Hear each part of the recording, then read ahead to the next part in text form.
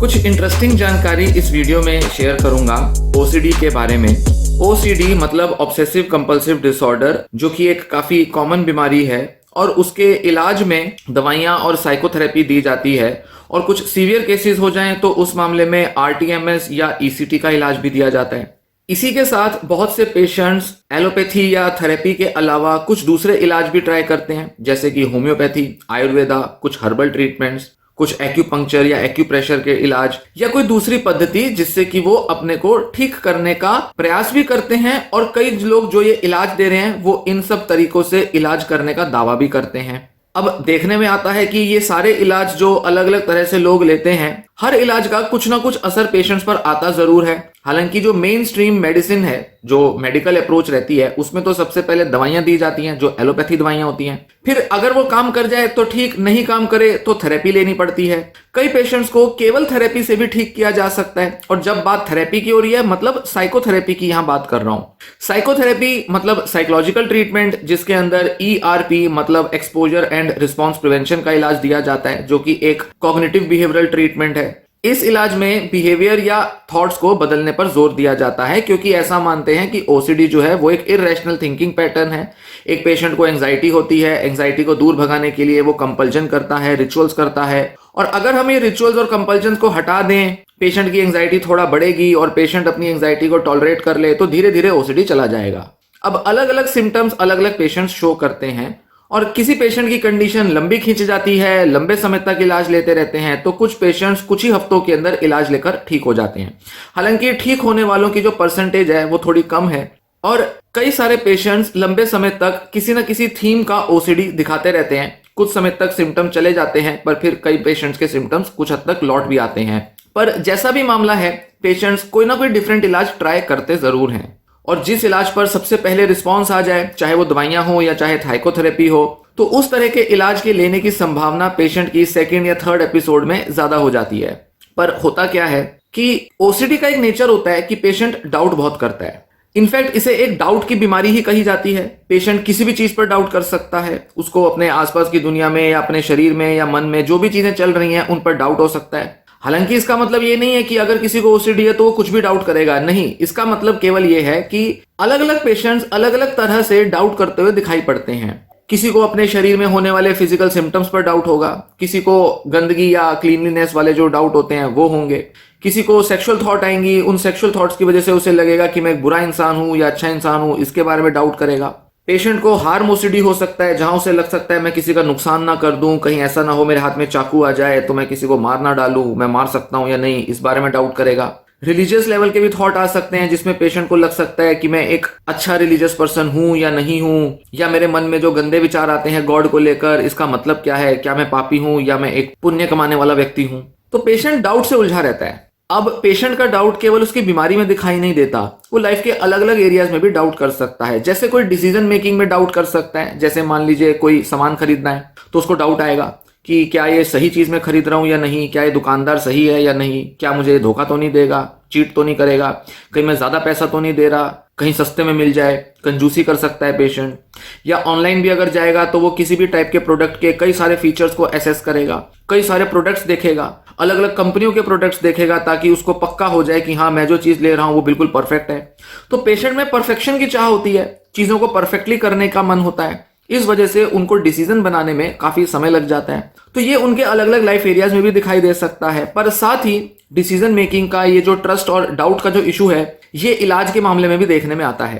Patient को डॉक्टरों पर भरोसा नहीं होता, पेशेंट जो है अपने इलाज पर, दवा पर या जो भी थेरेपी मिल रही है उस पर भरोसा नहीं कर सकता।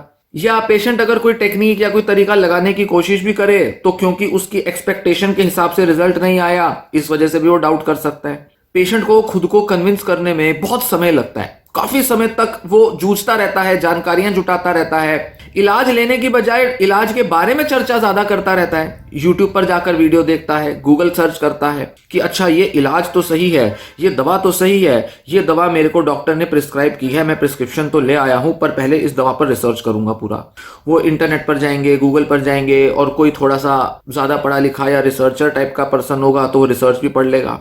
फिर यही व्यक्ति कुछ व्हाट्सएप के या कुछ यूट्यूब के ग्रुप्स ज्वाइन कर लेगा, वहां पर लोगों के रिस्पॉन्स देखेगा, लोगों पर कैसा असर आ रहा है, लोग क्या बोल रहे हैं, अरे 50% लोग बोल रहे हैं ये दवा का असर आ गया, 50% बोल रहे हैं दवा का तो असर आता नहीं, या 50% तो फिर भी बड़ा नंबर है, 98% लोग भी अगर कहेंगे असर आ गया और 2% भी कहेंगे असर नहीं आया, तो पेशेंट को लगेगा वो 2% जैसा मैं हो सकता हूं। या दवा के असर की बजाय वो साइड इफेक्ट्स पर फोकस करेगा। अच्छा ये सारे साइड इफेक्ट्स पेशेंट्स को आते हैं, मुझे कौन सा आएगा? अच्छा मेरे को 3 दिन हो गए दवा लेते हुए, मेरे को कौन से साइड इफेक्ट आ रहे हैं, जरा मैं देखता हूँ। हाँ 3 दिन पहले मेरी ऐसी कंडीशन थी, आज मेरी ऐसी कंडीशन है, इंप्रूवमेंट तो लग नहीं रही, साइड इफेक्ट तो ये सारे आ रहे हैं, जरा देखते हैं ये साइड इफेक्ट कितने गंभीर बन सकते हैं, कितने पेशेंट्स को ये साइड इफेक्ट आते हैं। इस तरह की जद्दोजहद में पेशेंट लगा रहेगा, इस तरह के एनालिसिस में उलझा रहेगा, और पेशेंट्स घंटों तक इस तरह के एनालिसिस में उलझे रह सकते हैं। मतलब पेशेंट को डाउट रहेगा, ट्रस्ट नहीं आएगा, बार बार खोजबीन करेगा, परफेक्शन चाहेगा, एक परफेक्ट आंसर की खोज में वो लगा रहेगा, डिटेल्स की तरफ एक्सप्लोर करता रहेगा। अब ऐसे में दिक्कत कहां आती है कि जब पेशेंट इलाज अपना ले ही नहीं पाते, पेशेंट पर ठीक तरह से इलाज लेने में मोटिवेशन बन नहीं पाती। दवा डॉक्टर ने कहा है कि 3 या 6 महीना लेना होगा, पेशेंट 1 महीना लेकर ही दवा पर ट्रस्ट खो देता है। डॉक्टर तो बेवकूफ बना रहा है, 1 महीने के अंदर थोड़ा बहुत इंप्रूवमेंट आया, 2-3 महीने में क्या इंप्रूवमेंट आ जाएगा, बेकार में पैसा बर्बाद करा रहा है। ये दवाइयाँ तो असर करती नहीं, मैंने यूट्यूब पर कहीं सुना था, गूगल पे पढ़ा था, दवाइयाँ तो 30-40% लोगों में असर लाती हैं, मैं बाकी के 70% लोगों में हूँ, मुझ पर तो असर आने नहीं वाला। अब चाहे उसको यूट्यूब पे कोई डॉक्टर बताए या चाहे गूगल पे वो कोई चीज पढ़ ले, उसका दिमाग जब डाउट से भर गया तो अब वो उस डाउट को इजीली निकाल नहीं पाएगा, और इस चक्कर में या तो वो इलाज लेता छोड़ता रहेगा, या तो इलाज लेगा ही नहीं, या मल्टीपल इलाज, कई सारे इलाज एक ही टाइम पर ले लेगा। थेरेपी भी ले रहा है, एलोपैथी दवा भी ले रहा है, होम्योपैथी भी ले रहा है, आयुर्वेद भी ले रहा है, भाई ये सब दवाइयां जब शरीर में जाएंगी कुछ तो असर कर देंगी। इस चक्कर में पेशेंट उलझा रहता है, डिसीजन मेकिंग इश्यूज रहते हैं। अब होता यह है क्योंकि YouTube पर बहुत सारी जानकारी मिल रही है, गूगल पर भी बहुत सारी जानकारी है, अलग अलग डॉक्टर्स बता रहे हैं कुछ ना कुछ, अलग अलग रिसर्च आर्टिकल्स या अलग अलग जो भी न्यूज के या कोई आर्टिकल्स गूगल पे मिलते हैं उस पर भी आप बहुत कुछ पढ़ रहे हो। अब हर बार एक इलाज से डिससेटिस्फाई होके आप नए इलाज की तरफ बढ़ते हो, और वो नया इलाज आपको एक उम्मीद जगाता है। मतलब आपको लगता है हाँ इसमें कुछ ऐसा है जो पहले किसी भी इलाज में नहीं था, ये डॉक्टर कुछ ऐसा बोल रहा है, ये थेरेपिस्ट कुछ इस तरह से एक्सप्लेन कर रहा है, लगता है इसी के पास सॉल्यूशन है, लगता है यही मुझे ठीक कर देगा। हालांकि वो थेरेपिस्ट हो सकता है, एलोपैथी डॉक्टर हो सकता है, होम्योपैथी, आयुर्वेद, वो किसी भी टाइप का डॉक्टर हो सकता है, पर पिछले किसी भी इलाज से अगर पेशेंट डिससेटिस्फाइड है, और मैं उन्हीं लोगों की बात कर रहा हूं जो ज्यादातर डिससेटिस्फाइड होते हैं, और ओसीडी पेशेंट्स में भी डिससेटिस्फाई होने की टेंडेंसी ज्यादा होती है बाकी किसी बीमारी के मुकाबले, क्योंकि उनको डाउट बहुत होता है, इसलिए ओसीडी पेशेंट अक्सर नए इलाजों की तरफ हमेशा भागता रहता है।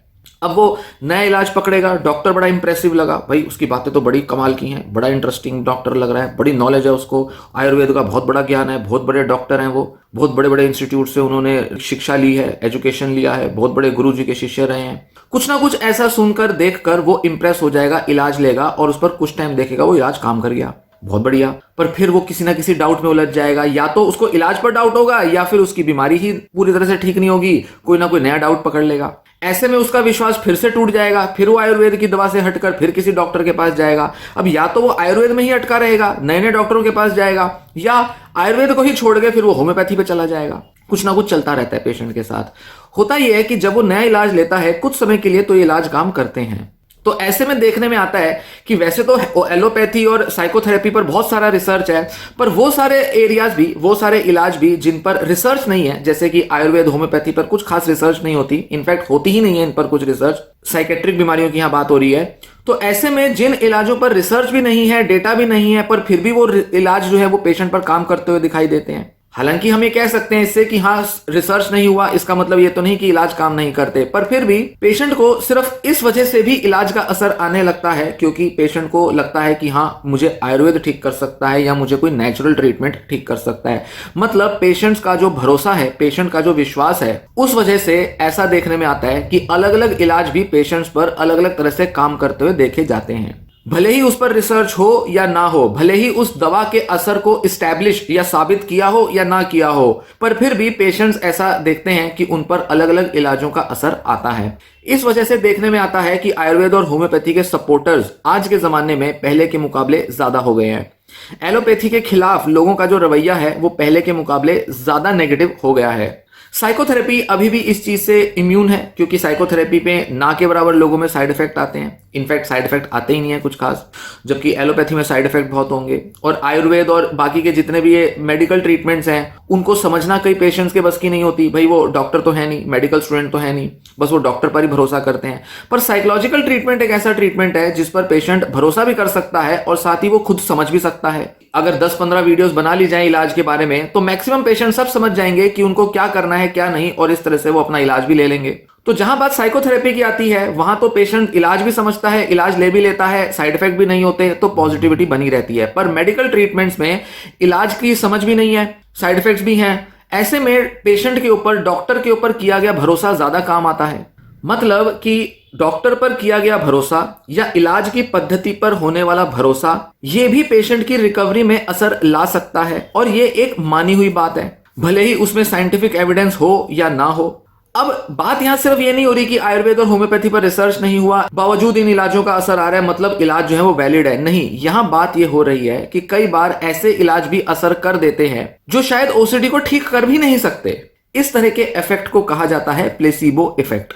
मतलब एक ऐसा इलाज जो पेशेंट को ठीक कर रहा है पर एक्चुअल में इलाज दिया ही नहीं गया। तो या तो पेशेंट को डॉक्टर पर भरोसा था या इलाज पर भरोसा था, इस वजह से पेशेंट ठीक हो गया। और आयुर्वेद और होम्योपैथ के मामले में ज्यादातर मामलों में यही देखने में आता है कि इस तरह का प्लेसिबो इफेक्ट ज्यादा काम करता है। पर यह प्लेसिबो इफेक्ट एलोपैथी में भी देखने में आता है। मतलब पेशेंट अगर डॉक्टर की दवा ले रहा है और उसको भरोसा है कि इस दवा से मैं ठीक हो जाऊंगा, तो काफी सारे लक्षण उसके केवल इस भरोसे से ही दूर हो जाते हैं। अब ये क्या बात हुई? इस तरह के प्लेसिबो इफेक्ट को शोधों में स्टडी किया जाता है। इनफैक्ट कोई भी रिसर्च तभी वैलिड मानी जाती है जब उसके अंदर एक ऐसा ग्रुप हो जिसको प्लेसिबो का इलाज दिया गया हो। प्लेसिबो इफेक्ट को समझना काफी इंटरेस्टिंग है, क्योंकि प्लेसिबो इफेक्ट को समझकर हम मानसिक बीमारियों के इलाज के अंदर के छिपे किसी मैकेनिज्म को समझ सकते हैं। क्यों ये कहा जाता है कि ये साइकोलॉजिकल बीमारियां हैं और इसको साइकोलॉजिकल इलाज से ही दूर किया जा सकता है, और इसका सबसे अच्छा जो इम्पैक्ट है, जो एविडेंस है, वो हमें प्लेसिबो इफेक्ट में देखने में आता है, जहां पर इलाज दिया भी नहीं गया फिर भी पेशेंट ठीक हो गया। यहां मैं प्लेसिबो इफेक्ट की बात करूंगा कि कैसे झूठा इलाज भी पेशेंट्स पर असर ले आता है। अब शोधों में क्या होता है, प्लेसिबो इफेक्ट कई तरह से दिया जा सकता है। यहां मैं उसकी बात नहीं करूंगा, यहां मैं केवल इतना बताऊंगा कि कैसे प्लेसिबो इफेक्ट काम करता है ओसीडी के पेशेंट्स के मामले में, और क्यों बहुत से पेशेंट जो कि ओसीडी से पीड़ित हैं, बहुत ज्यादा डाउट करने की वजह से, इलाजों और डॉक्टरों पर भरोसा ना करने की वजह से अक्सर अपने इलाज से चूक जाते हैं और अपना अच्छा इलाज भी नहीं ले पाते, और उनकी बीमारी लंबी खिंच जाती है, जिस वजह से वो बहुत हेल्पलेस फील करते हैं। इस तरह की कुछ इंसाइट्स आपको दूंगा, 1-2 रिसर्च फाइंडिंग्स डिस्कस करूंगा, और उसके बाद बताऊंगा कि क्यों ऐसा होता है और पेशेंट्स को क्या करना चाहिए जिससे कि उनका इलाज सफल हो। अब शोध क्या करते हैं? शोध में 2 तरह के ट्रीटमेंट ग्रुप्स होते हैं। मतलब एक वो ग्रुप है, पेशेंट्स का ग्रुप है, जिनको दवा दी गई या कोई ट्रीटमेंट दिया गया जिस पर भी रिसर्च हो रहा है। मान लीजिए थेरेपी पर भी रिसर्च हो रहा हो तो थेरेपी दी गई इस ग्रुप को। मान लेते हैं कि 100 लोग टोटल रिसर्च में लिए, 50 को इलाज दिया गया। अब जो बाकी के जो 50 हैं उनको इलाज नहीं दिया जाएगा, पर केवल बताया जाएगा कि आपको इलाज दिया जा रहा है। अब चाहे दवा के नाम पर उनको कोई चीनी नमक की गोली दी जा सकती है, या अगर थेरेपी भी दी जा रही है उनको, तो उनको एक्चुअल की साइकोथेरेपी नहीं दी जाएगी जो कि सीबीटी या कोई ईआरपी में दी जाती है। उनसे बस बात किया जाएगा, उनको बुलाया जाएगा और उनसे बात करेंगे। अब रिसर्च शुरू होने से पहले इनका डेटा लिया जाएगा, इनके सिम्टम्स के लेवल जाने जाएंगे, और जब रिसर्च खत्म होती है, मतलब ये दोनों का जो ट्रीटमेंट पीरियड है ये पूरा हो जाता है, जो कि आमतौर पर 3 महीने का होता है, 12 हफ्तों का होता है। 3 महीने बाद इनका डेटा दोबारा से लिया जाएगा देखने के लिए कि इन पर ट्रीटमेंट का क्या असर पड़ा। अब जिन लोगों को तो दवा दी गई या साइकोथेरेपी दी गई, उन पर तो एक अच्छा असर देख सकते हैं और कह सकते हैं कि हाँ वो दवा का या ट्रीटमेंट का असर है। पर जिन लोगों में कोई इलाज नहीं दिया गया, देखने में आता है कि उसमें भी कुछ लोग इंप्रूव कर जाते हैं। इसे कहा जाता है प्लेसिबो इफेक्ट। प्लेसिबो इफेक्ट मतलब जब एक्चुअल इलाज नहीं दिया गया, इनफैक्ट कुछ भी नहीं किया गया उनके साथ, सिर्फ गप्पे मारी या उनको चीनी नमक की गोलियां दे दी, इन लोगों के अंदर भी इंप्रूवमेंट आ गई, इनके भी लक्षण कम हो गए। इनफैक्ट काफी सारे पेशेंट्स इस तरह से रिकवरी दिखाते भी हैं। इसे कहा जाता है प्लेसिबो इफेक्ट, और ये सभी मेडिकल रिसर्चेज में इस तरह का एक प्लेसिबो ग्रुप लिया जाता है। वैसे तो इसके कुछ टेक्निकल रीजंस होते हैं, पर साइकोलॉजिकल ट्रीटमेंट्स के मामलों में ये जो प्लेसिबो इफेक्ट आ रहा है ये काफी इंटरेस्टिंग है इसको जानना और समझना। क्योंकि पेशेंट्स को अगर इलाज ना देकर भी अगर वो ठीक हो रहे हैं, मतलब ये किस वजह से ठीक हुए? ये अपने भरोसे की वजह से ठीक हुए। इनको उम्मीद थी कि हमें जो इलाज दिया जा रहा है वो हमें ठीक कर सकता है, इसलिए ये पॉजिटिव हो जाते हैं, कॉन्फिडेंट हो जाते हैं, उम्मीद जगती है, जो भी डॉक्टर बता रहा है, जो भी उनको कह रहा है वो करते हैं। अब मान लीजिए वो नमक की गोली खा रहे हैं, पर नमक की गोली खाकर उनको लगा आज तो मुझे दवा मिल गई, आज तो डॉक्टर ने मुझे बड़ी अच्छी दवा दी, डॉक्टर ने बड़े अच्छे से बात की मुझसे, बड़े अच्छे लोग हैं, बड़े अच्छे डॉक्टर हैं, कितने अच्छा हेल्प कर रहे हैं लोगों की, फ्री में इलाज दे रहे हैं। क्योंकि ये सारे रिसर्च में पेशेंट्स को अक्सर फ्री में ट्रीटमेंट दिया जाता है या ट्रीटमेंट में पार्टिसिपेट कराकर उनको अलग से पैसा भी दिया जाता है कि अगर आप इतने सेशन तक हमसे मिलेंगे तो हम इतना इतना पैसा आपको हर सेशन का देंगे, या आपको पूरे ट्रीटमेंट के लिए हम इतने हजार या इतने कुछ रुपए दे देंगे।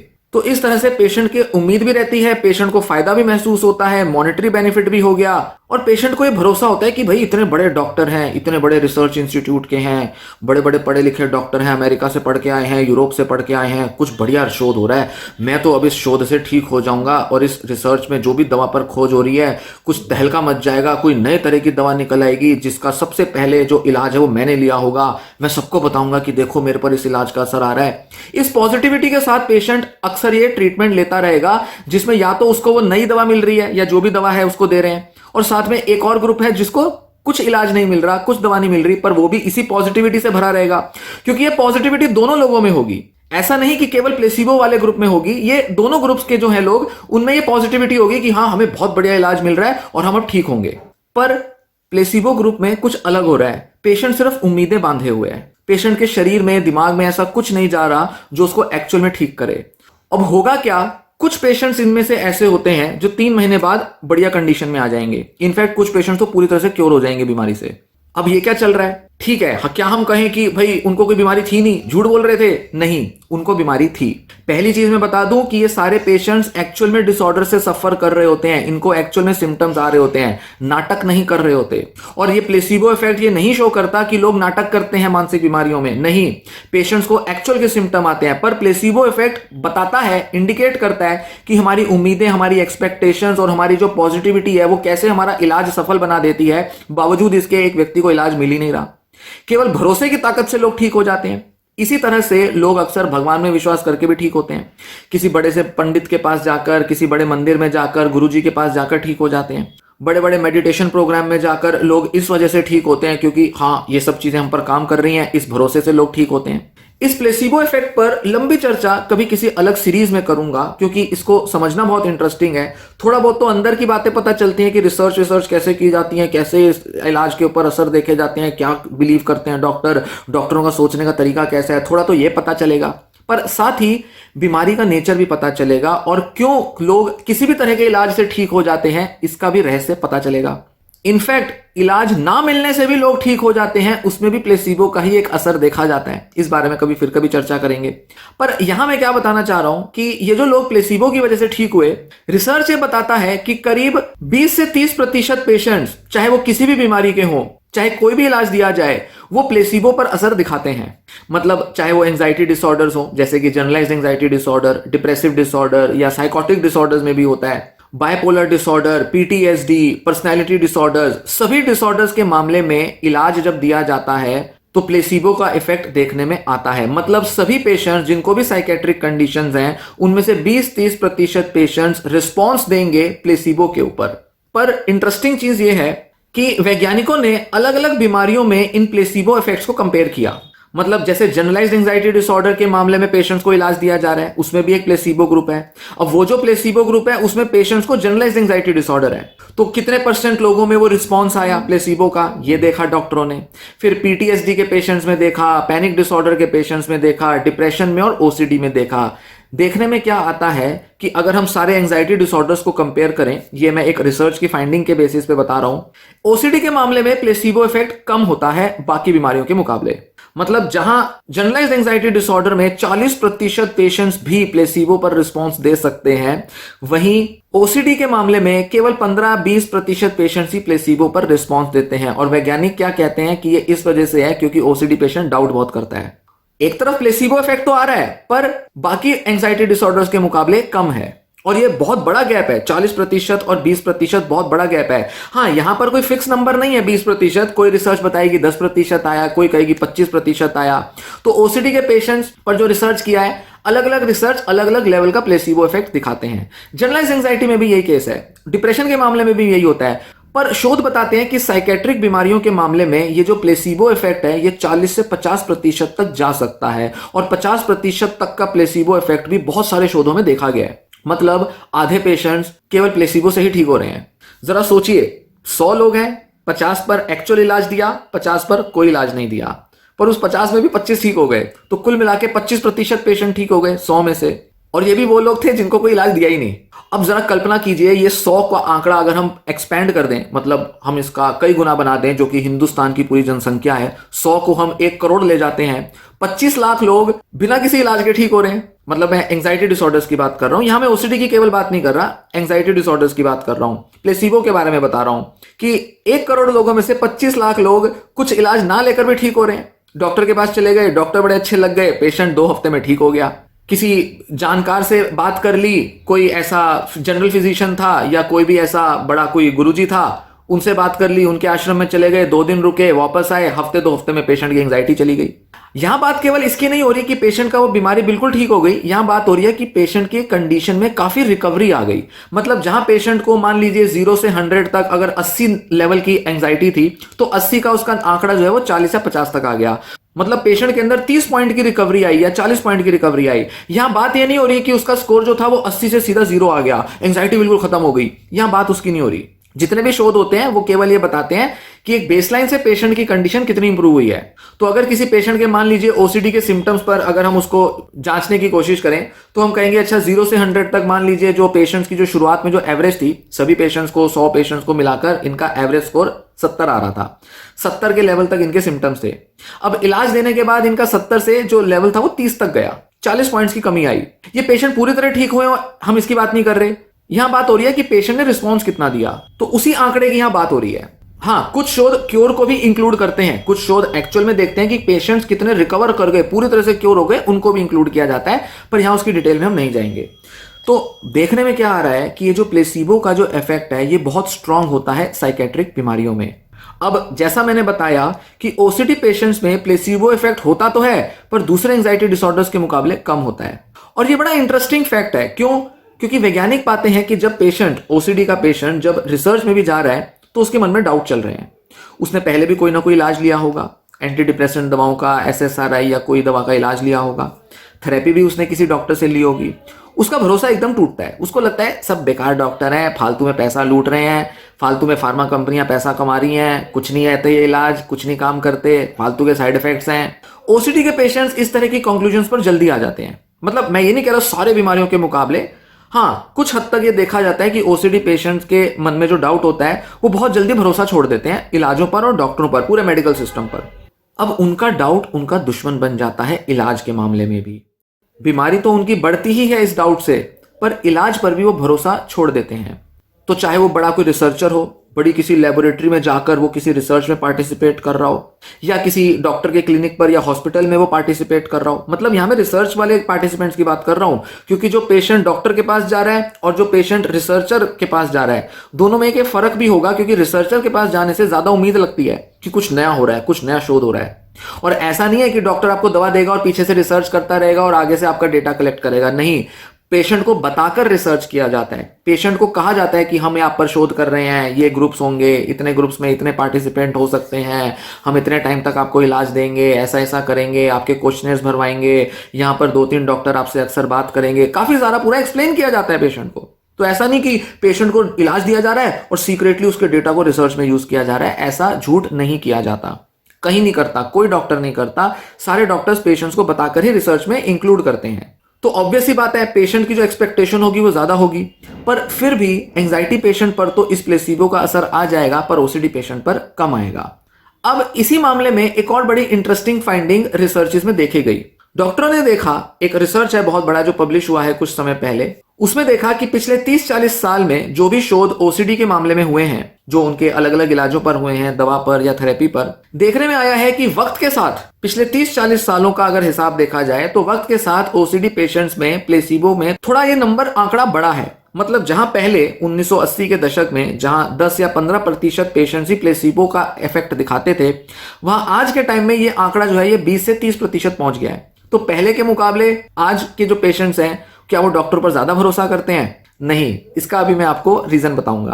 पर शोध क्या बताते हैं कि वैसे तो सभी मानसिक बीमारियों में प्लेसिबो इफेक्ट बड़ा है। 1980 के दशक में जब मेनली ये जो सारी साइकेट्रिक दवाइयां हैं ये मार्केट में आनी शुरू हुई थी, जिसमें SSRI और SNRI दवाइयां भी हैं, और 1990 के दशक में तो इनमें बहुत तेजी आई। तब इन दवाइयों पर काफ़ी शोध हो रहा था। शुरू में पहले ट्राईसाइक्लिक एंटी डिप्रेसेंट पर शोध होता था, जिसमें क्लोमिप्रामीन और इमिप्रामीन दवा होती थी। फिर 1990 के दशक में सर्ट्रेलिन, एसेटाइलोप्रैम, फ्लोक्सेटिन, फ्लोक्सामाइन, इन पर रिसर्च हुआ। तो पिछले 30-40 साल में ही जितना रिसर्च हुआ है दवाइयों पर, वही हमारे पास अवेलेबल है। उसी के आधार पर ओसीडी पेशेंट्स को दवा का इलाज दिया जाता है, चाहे वो ओसीडी हो या चाहे डिप्रेशन, एंजाइटी हो। ये 30-40 साल पुराने ही सारे शोध हैं। तो 1980 के दशक से हम देख सकते हैं कि तब से अगर कंपेयर किया जाए आज के शोधों को, मतलब पिछले 2015, 18, 20 में जो शोध हो रहे हैं, इनमें प्लेसिबो रिस्पॉन्स ज्यादा आ रहा है पहले के मुकाबले। अब ये क्या गड़बड़ हो गई, ये क्या नई चीज आ रही है? इसके पीछे कारण है कि आजकल लोगों को हेल्थ की जरूरत से ज्यादा इंफॉर्मेशन मिलने लगी है। लोगों की उम्मीदें नए इलाजों से बहुत ज्यादा होने लगी हैं। ध्यान दें, यहां मैं दोनों बातें कर रहा हूं। फिलहाल मैं बात कर रहा हूं कि सारी साइकेट्रिक कंडीशंस में पहले के मुकाबले प्लेसिबो इफेक्ट बढ़ा है, 10 से 15 पॉइंट का इंक्रीज हुआ है, और ओसीडी में भी इंक्रीज हुआ है। पर फिर भी ओसीडी का बाकी के एंजाइटी और डिप्रेसिव डिसऑर्डर्स के मुकाबले प्लेसिबो इफेक्ट कम होता है। तो ये दोनों चीजें समझने की हैं। तो जब बात आती है कि बाकी बीमारियों के मुकाबले ओसीडी में कम क्यों है, क्योंकि पेशेंट डाउट बहुत करते हैं। तो वहीं दूसरी तरफ वक्त के साथ ये प्लेसिबो इफेक्ट क्यों बढ़ गया है, क्योंकि आजकल लोगों के पास हेल्थ इंफॉर्मेशन जरूरत से ज्यादा हो गई है। ओसीडी पेशेंट्स के पास भी है, दूसरे एंजाइटी पेशेंट्स के पास भी है, डिप्रेशन के पेशेंट्स के पास भी है। हर तरह का पेशेंट जानकारी जुटा रहा है, यूट्यूब और गूगल से बहुत सारी इंफॉर्मेशन ले रहा है। अब हो क्या रहा है, जब नए नए इलाज आते हैं तो लोगों की जो एक्सपेक्टेशन है वो बढ़ने लगती हैं। एक आयुर्वेदिक डॉक्टर को देख लिया, अरे ये इलाज मुझे ठीक करेगा। पेशेंट डॉक्टर के पास गया और कुछ दिनों में उसको लगा मैं ठीक हो गया, भले ही 4 महीने के बाद उसकी बीमारी वापस लौट आए। पर जब जब पेशेंट नए नए डॉक्टरों को अप्रोच करता है और जितना ज्यादा लोग शिक्षित होते जा रहे हैं, मतलब ज्यादा ये मेडिकल इलाजों को समझते जा रहे हैं, उस वजह से लोगों का भरोसा नए नए इलाजों पर बन रहा है और लोग ज्यादा अच्छा प्लेसिबो रिस्पॉन्स भी दे रहे हैं। तो ये बड़ी इंटरेस्टिंग चीजें देखने में आती हैं। पर इसी के चलते लोग बहुत ज्यादा हेल्थ इंफॉर्मेशन को सर्च करते हैं। एंजाइटी भी इस वजह से बढ़ रही है, डाउट भी इस वजह से बहुत ज्यादा बढ़ रहा है। खासकर ओसीडी पेशेंट्स में ज्यादा हेल्थ इंफॉर्मेशन की वजह से डाउट्स जो हैं वो बढ़ रहे हैं, क्योंकि एक तो वो अपने अंदर लक्षण बहुत ज्यादा नोटिस करते हैं, संतुष्ट नहीं हो पाते। एक तो वैसे ही उनकी बीमारी उनको डाउट कराती है, सेटिस्फाइड नहीं करती। दूसरी तरफ नया नया जो हेल्थ इंफॉर्मेशन है वो भी उनको डाउट पैदा कर रहा है। तो पेशेंट की हालत बहुत खराब हो रही है, पेशेंट की कंडीशन में बहुत नेगेटिविटी आ गई है, सिर्फ इसलिए क्योंकि नई नई जानकारियां मिल रही हैं। और इंटरनेट ने जितना फायदा किया है, लोगों को शिक्षित किया है, एजुकेट कर रहे हैं बीमारियों के और इलाजों के बारे में, उतना ही ज्यादा लोगों में डाउट भी बढ़ता जा रहा है। क्यों? क्योंकि नए नए लोग नए नए तरह की बातें करते हैं। कोई कहेगा कार्बोहाइड्रेट, शुगर कम कर लो, सारी मानसिक बीमारियां दूर हो जाएंगी, क्योंकि बॉडी और ब्रेन में इन्फ्लेमेशन खत्म हो जाएगी। कोई कह रहा है कि गट के अंदर जो बैक्टीरिया है, पेट के अंदर, इंटेस्टाइन के अंदर बैक्टीरिया है, उसको मार दो, उसको खत्म कर दो, या वो जिस भी तरह का बैक्टीरिया है अगर उसको बदल देंगे तो बीमारियां ठीक हो जाएंगी। क्योंकि गट ब्रेन का एक कनेक्शन होता है, हमारे पेट का हमारे ब्रेन के साथ, नर्व्स के साथ कनेक्शन है। तो हमारे को बीमारियां हो इसलिए रही हैं क्योंकि हम खान पान बुरा रखे हुए हैं। पेट का बैक्टीरिया मारना है, खत्म करना है, तो इंटरमिटेंट फास्टिंग करो, भूखे रहो, या केवल पत्तों पर या केवल फल पर जिंदा रहो, पानी पियो ज्यादा से ज्यादा, हाइड्रेशन कर दो बॉडी की। पानी की कमी की वजह से मानसिक बीमारियां हो रही हैं। न जाने क्या क्या नए नए आइडियाज आपको सुनने को मिलते होंगे। इनफैक्ट मैं तो ये सब वीडियोस देखता भी नहीं, ना के बराबर कभी कोई वीडियो देखने में मिल जाती है। पर इतना तो पक्का है कि जो भी पेशेंट है हिंदुस्तान के किसी भी कोने में हो, वो काफी सारी इंफॉर्मेशन लिए जा रहा है। पता नहीं किस किस तरह के लोग उसको जानकारी परोस रहे हैं। अच्छा, बात अगर डॉक्टर की हो तो फिर भी ठीक है, जो लोग डॉक्टर नहीं है वो भी ज्ञान दे रहे हैं। कुछ तो जो पुराने पेशेंट्स होते हैं वही लोगों को सजेस्ट करते हैं। फिर कोई भरोसेमंद आदमी होता है, जैसे मान लीजिए कोई ऐसा एक इन्फ्लुएंसर है जो हेल्थ की इंफॉर्मेशन दे रहा है। अब काम वो करता नहीं हेल्थ का, वो डॉक्टर भी नहीं है, पर वो हेल्थ की इंफॉर्मेशन बांटे जा रहा है, वो ओसीडी के ऊपर, डिप्रेशन के ऊपर वीडियोस बनाए जा रहा है। तो ऐसा इंसान भी जो है लोगों को जानकारियां दिए जा रहा है हेल्थ की। फिर दूसरी तरफ कुछ लोग हैं जो कि नॉन साइंटिफिक अप्रोच फॉलो करते हैं, जैसे एनएलपी का बहुत चलन चला हुआ है, जिसे देखो वो एनएलपी पर वीडियो बना रहा है, कोर्सेज कर रहा है। अब ये इलाज जो है, वैसे इलाज भी नहीं है, पर ये जो इलाज है इसको दावा किया जाता है कि ये ओसीडी, एंजाइटी, डिप्रेशन, ये वो, स्किज़ोफ्रेनिया, बाइपोलर सब ठीक कर देगा। उसके ऊपर भी बड़े बड़े दावे हो रहे हैं, लोग उसको भी सीख रहे हैं, समझ रहे हैं। फिर हिप्नोथेरेपी है, पॉजिटिव एफर्मेशंस हैं, हर्बल ट्रीटमेंट्स हैं, नए नए तरह के हर्ब निकलते रहते हैं। पेशेंट की दिमाग की ऐसी की तैसी हुई पड़ी है, क्योंकि पेशेंट को पता ही नहीं चल रहा कि मुझे करना क्या है। साइकोलॉजिकल बीमारियां नए नए तरीके के केमिकल से ठीक करने में लगे हुए हैं। हालांकि ये कहा जा सकता है सारी बीमारियां साइकोलॉजिकल हैं तो इनका साइकोलॉजिकल ट्रीटमेंट ही करो, पर फिर भी पेशेंट परेशान होगा। इलाज ठीक से काम नहीं कर रहे, डॉक्टर पता नहीं फेल हो रहे हैं, क्या हो रहे हैं, आसपास कोई ऐसा डॉक्टर अवेलेबल नहीं जो पूरा इलाज कर दे, तो दूर दराज के डॉक्टरों को सुनकर कहीं से भी कोई इंफॉर्मेशन लेकर या तो वहां से प्रोडक्ट को कोरियर से मंगवा लेंगे अमेजोन पर या कहीं ना कहीं जाकर शॉपिंग कर लेंगे, या खुद चले जाएंगे डॉक्टर के पास और उससे वो इलाज ले लेंगे, कुछ दिन तक वहां रह लेंगे, उसके सेंटर पर रहेंगे, कहीं एडमिट हो जाएंगे। भाई पेशेंट की कंडीशन बुरी होगी तो एडमिशन करना पड़ेगा। या इसमें और फर्दर कॉम्प्लिकेशन कहां से आती है, जब योगा मेडिटेशन को क्लेम किया जाता है भाई यही आपकी बीमारी दूर कर देगी, तो ऐसे में पेशेंट क्या है, वो मेडिटेशन कैंप में जाएगा, योगा के कैंप में जाएगा, 10 दिन 15 दिन वहां रहेगा, उसको लगेगा कि हाँ यहाँ से ठीक होंगे। अब हो क्या रहा है कि यहाँ बहुत सारे पेशेंट ठीक भी होते हैं, जैसे मैंने हर्बल ट्रीटमेंट का बताया, बाकी इलाजों का बताया, पर इन सभी इलाजों पर 100% भरोसा नहीं ले जाया जा सकता, क्योंकि ये नहीं कहा जा सकता कि सभी पेशेंट पर कोई भी इलाज काम करेगा या एक ही इलाज सब पेशेंट्स पर काम करेगा। इस वजह से पेशेंट अक्सर परेशान रहते हैं और इसका सबसे ज्यादा शिकार होता है ओसीडी पेशेंट, क्योंकि ओसीडी पेशेंट डाउट बहुत कर रहा है, वो संतुष्ट नहीं हो पा रहा, उसकी हालत खराब हुई पड़ी है, ये सारी हेल्थ इंफॉर्मेशन में उसके दिमाग की ऐसी की तैसी हुई पड़ी है। एक तो बाकी के साइकेट्रिक पेशेंट्स उनको भी बहुत परेशानी हो रही है, साथ ही ओसीडी पेशेंट को तो बहुत ही ज्यादा दिक्कत हो रही है। इस वजह से जरूरी है कि अब ये जो ओसीडी पेशेंट्स हैं ये अपने अंदर भरोसा कैसे लाएं, ये डॉक्टर पर भरोसा कैसे लाएं, इलाजों पर भरोसा कैसे लाएं, और ये एक बहुत बड़ा सवाल है, बहुत बड़ा क्वेश्चन है ये, क्योंकि इसको हल्के में नहीं लिया जा सकता। अभी कल परसों की ही बात है, एक बहुत बड़े एक्स क्रिकेटर हैं, नेता भी हैं, कई सारी पॉलिटिकल पार्टियां बदल चुके हैं, पंजाब से हैं, उन्होंने कहा मेरी वाइफ का कैंसर का क्योर हो गया क्योंकि मैंने उन्हें ये सारा आयुर्वेदिक या हर्बल वगैरह ट्रीटमेंट दिया, घर की बेसिक सी चीज़ों से जो कि बहुत महंगी भी नहीं होती उनको उसका इलाज दिया, 40 दिन में कैंसर क्योर हो गया। अब ऐसे ऐसे इन्फ्लुएंसर्स आ जाते हैं तो लोगों को और भरोसा बढ़ता है कि भाई मानसिक बीमारी तो एक तरफ, लोगों को तो हर तरह की बीमारी में इस तरह का भरोसा दे दिया जाता है। पेशेंट्स की तो ऐसी की तैसी हुई पड़ी है, समझ ही नहीं आ रहा करें क्या, कीमोथेरेपी कराएं कैंसर के लिए या सिर्फ नींबू का पानी पिएं या हल्दी खाएं या संतरे खाएं, भाई किससे ठीक होगा पेशेंट, या सिर्फ सुबह शाम योगा करते रहें, सांसें अंदर बाहर लेते रहें, मेडिटेट करते रहें, ध्यान करते रहें, परमात्मा के साथ जुड़ते रहें, या भक्ति में लग जाएं, रिलीजियस हो जाएं, रिलीजियस एक्टिविटी में लग जाएं। अब ऐसे में ठीक है हर चीज का थोड़ा बहुत असर तो आता है, पर पेशेंट्स के अंदर जो डाउट है वो उनका इलाज ठीक से होने नहीं देता। अब देखिए ठीक है, मैं ये बोल सकता हूं कि साइकोलॉजिकल बीमारियां हैं तो साइकोलॉजिकली ठीक होंगी, और ये पूरा प्लेसिबो इफेक्ट साइकोलॉजिकल नेचर का है। पेशेंट की उम्मीद बंधेगी, पेशेंट को जोश आएगा, पेशेंट के अंदर डोपामिन सेरोटोनिन रिलीज होने लगेंगे, पेशेंट थेरेपी को ट्रीटमेंट को बहुत पॉजिटिवली लेगा और प्लेसिबो का भी असर आ जाएगा। अब ऐसे में जरूरी है कि ओसीडी पेशेंट्स जो भी इलाज ले रहे हों, जरूरी है कि उनको थोड़ा क्रिटिकल थिंकिंग तो अपनानी ही है, साथ ही थोड़ा रैशनल होना है। मैं अपने चैनल पर कोशिश करता हूं, जैसे कि ये वीडियो भी बना रहा हूं, मैं कोशिश करता हूं कि रैशनल थिंकिंग लोगों की इंप्रूव की जाए, लोगों को नए तरह से सोचने का एक तरीका मिले, मानसिक बीमारियों को लेकर नया नजरिया मिले। और जो भी ये सब चल रहा है सिनेरियो, दुनिया भर में जो भी सिनेरियो चल रहे हैं, जैसे मैं इस वीडियो में डिस्कस कर रहा हूं, इसके बारे में लोगों को ना ही सिर्फ पता चले, पर साथ ही लोग जितना ज्यादा जानेंगे उतना बेहतर डिसीजन ले पाएंगे अपने ट्रीटमेंट को लेकर। और जितना सच के बारे में बात की जाएगी, जितना चीजों के पीछे छिपे रहस्य की और सच की बात की जाएगी, उतना ज्यादा लोग समझेंगे कि वो कहां गलती कर रहे हैं, कहां वो चूक रहे हैं, उतना ज्यादा उनको मोटिवेशन मिलेगी ताकि वो अपने लिए बेहतर डिसीजन ले सकें। अब मान लीजिए ये सारी जानकारी जो मैंने दी, अब इसका प्लेसिबो इफेक्ट तो कुछ नहीं आएगा, पर ये आपको परेशान कर सकता है, अरे ये तो और ज्यादा डाउट दे दिया, सारे इलाज बेकार है। नहीं, आपको ज्यादा साइंटिफिक, ज्यादा रैशनल इलाज की तरफ बढ़ना पड़ेगा, ज्यादा बेहतर तरह से समझना होगा कि क्यों इलाज दिए जाते हैं, किस तरह के इलाज का बेसिस क्या है, और इन इलाजों के पीछे कितना बड़ा प्रूफ मौजूद है, कितने सारे वैज्ञानिक और जो भी ये रिसर्चर वगैरह हैं ये इसमें लगे हुए हैं, और किस तरह से वो एविडेंस दे रहे हैं कि हाँ ये इलाज ज्यादा अच्छे से काम करता है। अब सवाल आता है कि सारे पेशेंट्स तो ये कर नहीं सकते, भाई सारे पेशेंट्स जो है वो रिसर्च तो पढ़ने लग नहीं जाएंगे। तो यहाँ एक बड़ी प्रॉब्लम है, हमारा पूरा मेडिकल सिस्टम की प्रॉब्लम चल रही है, डॉक्टर्स भी लोगों को शिक्षित नहीं करते। मेरा जो प्रयास है वो केवल एजुकेट करने का है, जो इस वीडियो में मैं कर रहा हूँ। टेक्निक्स क्या होती हैं, थेरेपी क्या होती है, वो मैं अलग वीडियोस में बताता रहता हूं, पर जितना ज्यादा आप बीमारी के नेचर को समझेंगे, जितना ज्यादा उस बीमारी के नेचर से निकले हुए इलाज के नेचर को समझेंगे, उतना अच्छे से आप इलाज ले पाएंगे। इसीलिए यहां मैं मानता हूं कि बहुत बड़ी जिम्मेदारी डॉक्टरों की होती है। इनफैक्ट अक्सर मैं ट्विटर पर, जिसको एक्स कहते हैं अब, उस पर जाता रहता हूं, यूट्यूब पर भी थोड़े वीडियोस देखता रहता हूं। इनफैक्ट मैं इंग्लिश वीडियोस बहुत देखता हूं जो कि हेल्थ के बारे में हैं।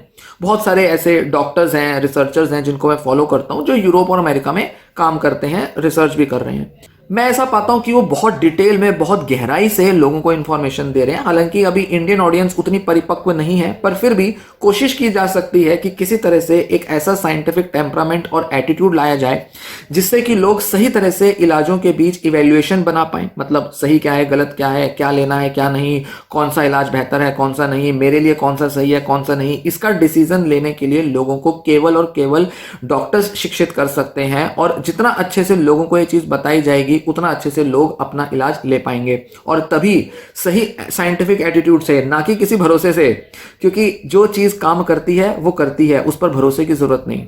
जो रियल ट्रीटमेंट होगा वो अपना असर जरूर लाएगा। तो रियल ट्रीटमेंट के थ्रू ही, उसकी मदद से ही एक व्यक्ति का इलाज हो सकता है। अब मैं इसमें आपको एक बड़ी इंटरेस्टिंग चीज और बताता हूं कि बहुत सारे ऐसे साइकेट्री में डिवाइसेस होते हैं, जैसे आरटीएमएस होता है, ईसीटी होता है। आरटीएमएस की यहां बात करते हैं, इस तरह के जितने भी ब्रेन स्टिमुलेशन वाले डिवाइसेस हैं, रिसर्च ये बताता है कि कई सारे बीमारियों में, जैसे कि डिप्रेशन हो गया, एंजाइटी डिसऑर्डर हो गया, जहां पर आरटीएमएस को अप्रूवल मिला हुआ है, देखने में आया है कि दवाओं के इलाज के मुकाबले मशीन वाला इलाज जो है उसमें प्लेसिबो इफेक्ट ज्यादा होता है। मतलब जब लोगों को कहा जाएगा कि आपका मशीन से इलाज किया जा रहा है तो लोग ज्यादा इंप्रूव हो जाएंगे, जबकि उनको दवा दी जाएगी तो लोगों में नेगेटिविटी होगी, अरे साइड इफेक्ट आ जाएंगे। तो साइड इफेक्ट की वजह से उनके अंदर भरोसा कम होगा, डरेंगे ज्यादा, और डर की वजह से उनका डिप्रेशन एंजाइटी दूर नहीं जाएगा, या थोड़ा ही दूर जाएगा, यहां उसकी बात हो रही है। जब साइड इफेक्ट के डर से बीमारी बढ़ जाए, इसे नोसिबो इफेक्ट कहते हैं, और कई पेशेंट्स में यह भी देखने में आता है। और कई बार शोधों में और जो रोजमर्रा की मामलों में जो लोग इलाज ले रहे हैं एलोपैथी डॉक्टर से, नोसिबो इफेक्ट भी उनके इलाज को मुश्किल बना देता है, क्योंकि नोसिबो इफेक्ट डॉक्टर में फेथ को और कम कर देता है। ये जो जितना भी एलोपैथी के खिलाफ जो मामला चलता रहता है, इतना मीडिया में बातें चलती रहती हैं, खास करके ये जो सेलिब्रिटी टाइप के लोग हैं, कैंसर वैंसर जैसे इलाजों के बारे में जो बात करते हैं कि हमने बिना किसी एलोपैथिक डॉक्टर की मदद से, हालांकि उन्होंने बोला कि उन्होंने एलोपैथिक डॉक्टर की मदद ली है, पर फिर भी सारा हाईलाइट किसको किया, हर्बल ट्रीटमेंट को, नेचुरल ट्रीटमेंट को। तो इस तरह की जब बातें की जाती हैं तो लोगों का भरोसा और बढ़ता है, और साइंस से, मेडिकल डॉक्टरों से जितना भरोसा उनका कम होता है, ऐसे में नोसिबो इफेक्ट भी बढ़ जाता है। तो साइकेट्रिक बीमारियों में जब मशीन से भी इलाज दिया जाता है तो उसमें प्लेसिबो इफेक्ट ज्यादा आता है। मतलब क्या है कि ज्यादातर पेशेंट्स भरोसे की वजह से ही अपने अंदर एक बड़ा असर ला पाते हैं, और यहीं पर प्रॉब्लम है। चाहे आपको किसी बड़े मंदिर का दर्शन करा दिए जाएं, चाहे आपको किसी बड़े डॉक्टर से मिलवा दिया जाए, भाई अमेरिका का डॉक्टर आके आपसे मिल लेगा और आपको सिर्फ एक ही सलाह देगा, आप ठीक हो सकते हो। मतलब बहुत सारे लोग ठीक हो सकते हैं, क्यों? अमेरिका का डॉक्टर है, बड़ा कुछ बात कहेगा। इस वजह से बहुत से पेशेंट्स भरोसे के आधार पर ही ठीक होना चाहते हैं, और यहीं पर सारी कमी है। मतलब घूम फिर के बात आ जाती है कि डॉक्टर्स ज्यादा शिक्षित हों, रिसर्चर बुद्धि के हों, क्योंकि ज्यादातर जो प्रैक्टिस में जो डॉक्टर होते हैं वो इतने रिसर्चर वगैरह माइंड नहीं लगाते। तो डॉक्टर्स का ज्यादा रिसर्चर माइंडेड होना जरूरी है, फिर उसके बाद उनका इस इंफॉर्मेशन को लोगों को देना जरूरी है, और फिर पेशेंट्स का भी ज्यादा एजुकेट होना जरूरी है, ताकि वो समझ पाएं कि ये सारा जो दवाइयां और इलाज हैं कैसे काम करती हैं। तब जाकर लोगों में फेथ की कमी आएगी, क्योंकि फेथ की जरूरत ही नहीं है, फेथ के बेसिस पर आपको इलाज लेने की जरूरत ही नहीं है। तब आप जब इलाज लेंगे तब आप पर केवल इलाज काम करेगा और प्लेसिबो इफेक्ट्स कम हो जाएंगे। और जब जब ये ऑल्टरनेटिव ट्रीटमेंट्स समाज में बढ़ते हैं तब तब लोगों में प्लेसिबो इफेक्ट ज्यादा आता है। आजकल होम्योपैथी आयुर्वेद का बोलबाला बढ़ा हुआ है, और सबसे ज्यादा होम्योपैथी की दवाइयां हिंदुस्तान में बिकती हैं, जबकि जर्मनी की दवाइयां हिंदुस्तान में सबसे ज्यादा बिकती हैं। और मेडिटेशन योगा को लेकर जो क्रेज है वो भी हिंदुस्तान में ही ज्यादा दिखता है। इनफैक्ट योगा मेडिटेशन को अगर फिजिकल फिटनेस के लिए या मेंटल पीस के लिए यूज करें ठीक है, पर लोग बीमारियों के इलाज के लिए इनको यूज कर रहे हैं, यहीं पर गड़बड़ आ जाती है। वैज्ञानिक और डॉक्टर्स कहते हैं कि योगा मेडिटेशन केवल मदद देते हैं, वो इलाज नहीं करते, पर लोग इसको इलाज की तरह लेकर चल रहे हैं। तो इस तरह के जितने भी ऑल्टरनेटिव ट्रीटमेंट्स हैं, जब इस पर बहुत ज्यादा बात की जाएगी, समाज में इस तरह के इलाज फैला दिए जाएंगे, बड़े बड़े इन्फ्लुएंसर्स इसके बारे में बात करेंगे, बड़े बड़े नेता इसका प्रचार करेंगे, तो लोगों में इस पर भरोसा बढ़ेगा। और ये वो ट्रीटमेंट्स हैं जिनके पीछे साइंस है ही नहीं, अभी तक पता ही नहीं है क्या साइंस है। योगा मेडिटेशन या ये जो आयुर्वेद और होम्योपैथी है, ये किस तरह से बीमारियां पूरी ठीक कर सकते हैं, नहीं, इस पर बहुत अच्छा रिसर्च तो है ही नहीं। हाँ, योगा मेडिटेशन पर फिर भी थोड़ा बेहतर एविडेंस मौजूद है, पर आयुर्वेद और होम्योपैथी के मामले में तो ना के बराबर है। और होम्योपैथी तो इसमें सबसे गया गुजरा है, डॉक्टर्स करते ही नहीं रिसर्च उसके। आयुर्वेद वाले फिर भी थोड़ा रिसर्च कर लेते हैं, क्योंकि आयुर्वेद की एक्सेप्टेंस वेस्टर्न नेशंस में होम्योपैथी के मुकाबले ज्यादा है। अमेरिका में लोग होम्योपैथी उतना यूज नहीं करते जितना आयुर्वेद यूज करते हैं। यूरोप में भी आयुर्वेद का बोलबाला धीरे धीरे बढ़ता जा रहा है, पर होम्योपैथी का धीरे धीरे यूरोप से कम होता जा रहा है बोलबाला, और हिंदुस्तान में बढ़ता जा रहा है। जरा सोचिए कि लोग अनसाइंटिफिक ट्रीटमेंट्स में कितना ज्यादा बिलीव करने लगे हैं। इस वजह से प्लेसिबो इफेक्ट्स बढ़ते हैं, इसलिए कुछ भी काम कर जाता है लोगों पर, और यहीं पर चूक हो रही है। और इस वजह से एलोपैथी पर भरोसा कम हो रहा है और इस वजह से लोग ठीक नहीं हो पा रहे हैं। आपके ठीक ना होने का एक बड़ा कारण है आपका डॉक्टरों पर और इलाजों पर भरोसा ना बन पाना, क्योंकि आप बेतुके इलाजों में जरूरत से ज्यादा भरोसा ला रहे हैं। अब आप कहेंगे अच्छा एलोपैथी डॉक्टर में भी तो भरोसा करने की बात कर रहे हो। नहीं, भरोसा इसलिए करने को नहीं कह रहा हूं कि आप डॉक्टरों में भरोसा करें, मेरी बात में भरोसा करें, मैं आपको सही दवा दे रहा हूं। नहीं, भरोसा उसके विज्ञान पर, भरोसा उसकी साइंस पर। लोगों को साइंस के बारे में उतनी जानकारी नहीं होती जितना केवल डॉक्टरों को क्या टाइप है, कैसा है, इसकी जानकारी होती है। और पेशेंट्स केवल इसलिए इन्फ्लुएंस्ड हैं कि आयुर्वेद हमारा 5,000 साल पुराना ज्ञान है, 25,000 साल पुराना ज्ञान है, हमारे बड़े बड़े मनीषियों ने और बड़े बड़े ऋषियों ने ये ज्ञान खोजा है। हम अंदर से जो आयुर्वेद को लेकर जो इमोशनल कनेक्ट रखते हैं उस वजह से उस पर भरोसा करते हैं, इसलिए नहीं कि वो साइंटिफिक है।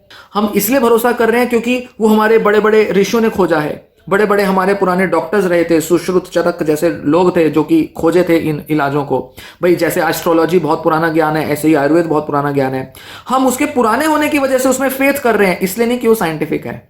तो फेथ भी तभी हो जब वो साइंटिफिक हो, तब फेथ थोड़ा बहुत भी होगा। 10-5% भी लोगों पर अगर फेथ की वजह से असर आएगा तो ठीक है, पर ये जो 40-50% का जो प्लेसिबो इफेक्ट आ रहा है, इसको कम करने का एक ही तरीका है कि लोग ट्रीटमेंट्स को समझें, जानें और इसके लिए बीमारियों को समझें। तब जाकर लोगों में एक एक्चुअल इलाज हो पाएगा, एक्चुअल तरह से वो ठीक हो पाएंगे। तब सही मायने में डॉक्टर्स भी आपको सच्चा इलाज दे पाएंगे, क्योंकि डॉक्टर्स भी आपको इलाजों के मामले में बड़े बड़े क्लेम कर देते हैं। एक डॉक्टर के पास जाते हो, दवा लेते हो, डॉक्टर कहता है दवा ले लो बिल्कुल ठीक हो जाओगे, मैंने बड़े बड़ों को ठीक किया है। डॉक्टर भी आपके सामने दावे क्यों कर रहा है? क्योंकि आप दावे सुनना चाहते हो, आप भरोसा चाहते हो, आप प्लेसिबो इफेक्ट पे काम करना चाहते हो, इसलिए डॉक्टर भी प्लेसिबो क्रिएट करता है।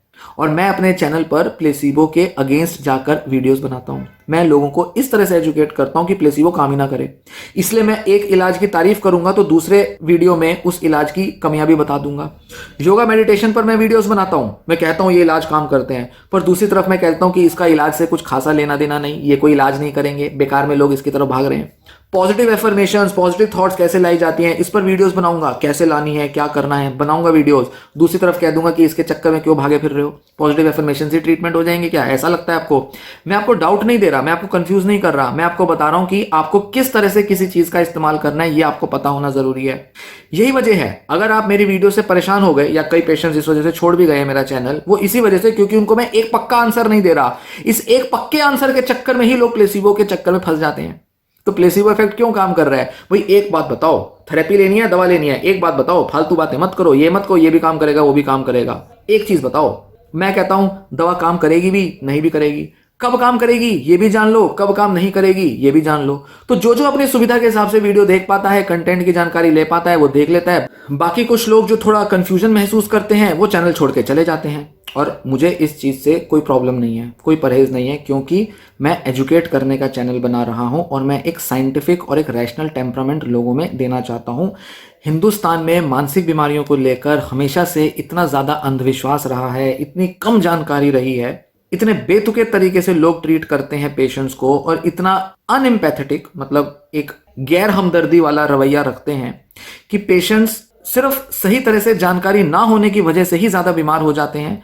लोगों में भी इलाजों को लेकर बहुत गलत धारणाएं रहती हैं और इस वजह से पेशेंट्स का नुकसान होता है। इसलिए जानकारी सही हो, ज्यादा जानकारी हो, अलग अलग तरह से जानकारी ली जाए और एक रैशनल जानकारी ली जाए। रैशनल मतलब जो वास्तविक हो, प्रैक्टिकल हो, जो असर लाती हो, जिसका आप रिजल्ट एविडेंस देख सकते हो, उसे रैशनल कहा जाता है। लॉजिकल नहीं, रैशनल। लॉजिकल होता है जो मैथमेटिकल टाइप होता है, क्या लॉजिकली होना चाहिए क्या नहीं। जैसे मैंने कहा कि भैया बीमारियां तो साइकोलॉजिकल हैं तो साइकोलॉजिकल ट्रीटमेंट हो, कोई कहेगा नहीं बीमारियां तो बायोलॉजिकल हैं, बायोलॉजिकल ट्रीटमेंट हो। तो ये एक लॉजिक सा फॉलो कर रहे हैं, बट रियलिटी में क्या हो रहा है, रैशनल तरीका क्या है, वो ये है कि दोनों के इंटरेक्शन को समझना पड़ेगा। बायोलॉजी और साइकोलॉजी दोनों के इंटरेक्शन को समझकर इलाज लेंगे, ये रैशनल तरीका है। मतलब जो प्रैक्टिकली होता है, केवल लॉजिक पे नहीं चलना, रियलिटी में क्या हो रहा है उसकी बात हो रही है। इसीलिए आज का पेशेंट जितना शिक्षित होगा, जितना बेहतर जानकारी लेगा, जितना ज्यादा जानकारी लेगा, उतना वो अपना इलाज बेहतर ढंग से कर पाएगा। तो इलाज काम करें या ना करें, कितना काम कर रहे हैं या नहीं कर रहे हैं, इसके बारे में सही निर्णय लेने के लिए और प्लेसिबो इफेक्ट को कम करने के लिए जरूरी है कि केवल भरोसा ना बनाया जाए सिर्फ इसलिए कि कोई डॉक्टर कह रहा है भरोसा बना ले। नहीं, वो भरोसा आपको किस टाइप की साइंटिफिक मेथोडोलॉजी पर है, वो भरोसा आपको क्यों है, वो भरोसा आप किस चीज पर बना रहे हो, इलाज में ऐसा क्या है जिस पर भरोसा बना रहे हो, पहले उसको समझना जरूरी है।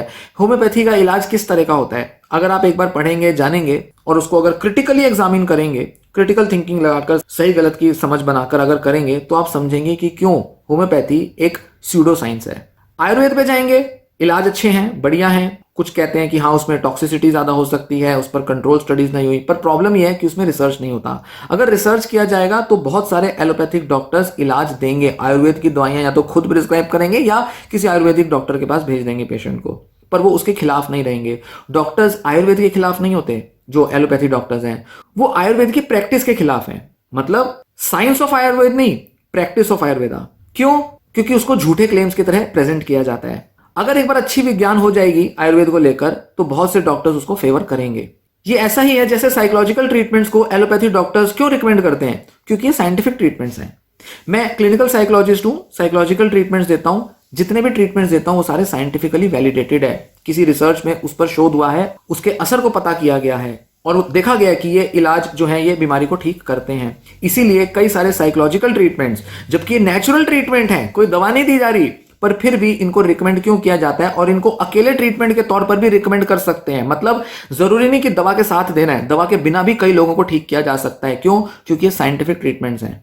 साइंटिफिक होने की वजह से साइकोलॉजिकल ट्रीटमेंट्स में एलोपैथिक डॉक्टर्स का भी तो भरोसा है। नहीं तो एलोपैथिक डॉक्टर्स कह सकते हैं कि भाई ये तो ब्रेन के केमिकल्स की वजह से है, इसमें सोच बदलने से क्या हो जाएगा, तुम क्या बड़ी बड़ी बातें कर रहे हो, सोच बदलने से हो जाएगा, ऐसी हो जाएगा, जेनेटिक होती है, बायोलॉजिकल होती है। पर नहीं, वही वैज्ञानिक जिन्होंने दवाओं पर रिसर्च किया है, उसी टाइप के वैज्ञानिकों ने थिंकिंग और बिहेवियर के कनेक्शन पर भी रिसर्च किया है। इनफैक्ट साइकोथेरेपी से ज्यादा नेचुरल तो कुछ हो ही नहीं सकता, पर फिर भी इस पर भरोसा क्यों है एलोपैथिक डॉक्टर्स का? क्योंकि वो साइंटिफिक है। समझें इस चीज को समझेंगे तो ही सही इलाज ले पाएंगे, नहीं तो प्लेसिबो इफेक्ट के शिकार होते रहेंगे और हर नए डॉक्टर से, हर नए इलाज से नया नया प्लेसिबो इफेक्ट आपके जीवन में काम करता रहेगा।